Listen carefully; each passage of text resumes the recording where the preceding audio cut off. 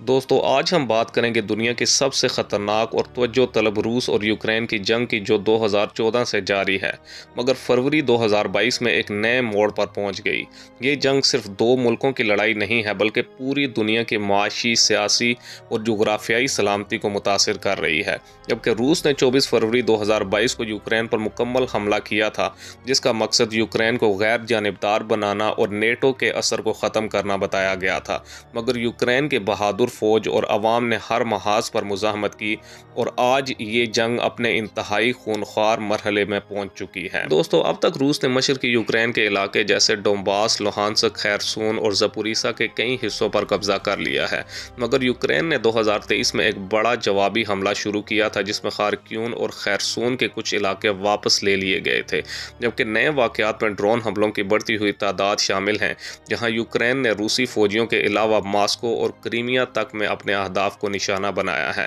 गुज़श्ता हफ्ते कर्शबर्ज पर हमला जो रूस और क्रीमिया को जोड़ता है अहम था, जिससे रूस की सप्लाई लाइंस मुतासर हुई हैं। दोस्तों दुनिया भर के ममालिक इस जंग में तकसीम हैं। अमेरिका और यूरोप यूक्रेन को हथियारों, माली इमदाद और तरबियत फराम कर रहे हैं, जबकि रूस को चीन, ईरान और शुमाली कोरिया की हमायत हासिल है।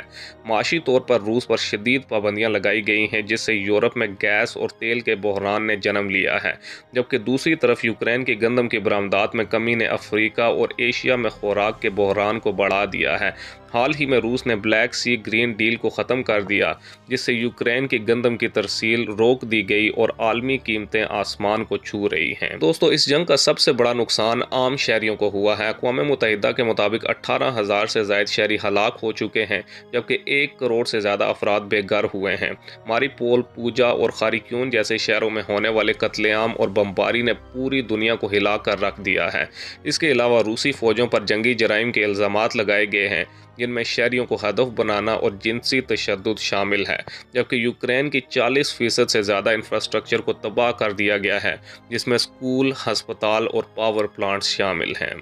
लेकिन दोस्तों अब सवाल ये है कि ये जंग कब और कैसे ख़त्म होगी। तो कुछ तज्ज़ियाकारों का ख्याल ये है कि ये जंग तवील अरसे तक जारी रह सकती है, जबकि दूसरे तज्ज़ियाकार मुज़ाकरात की अहमियत पर जोर देते हैं। जबकि यूक्रेन के सदर ज़ेलेंस्की ने 10 नुकाती अमन मनसूबा पेश किया है जिसमें रूसी फ़ौजों की मुकम्मल वापसी और यूक्रेन की सलामती की ज़मानत शामिल है।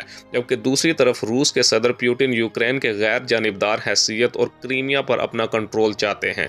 तुर्की और चीन जैसे ममालिक सालसी की कोशिशें कर रहे हैं, मगर अब तक कोई ठोस पेशरफ्त नहीं हुई। दोस्तों ये जंग सिर्फ यूक्रेन और रूस की नहीं है बल्कि ये हम सब की जंग है।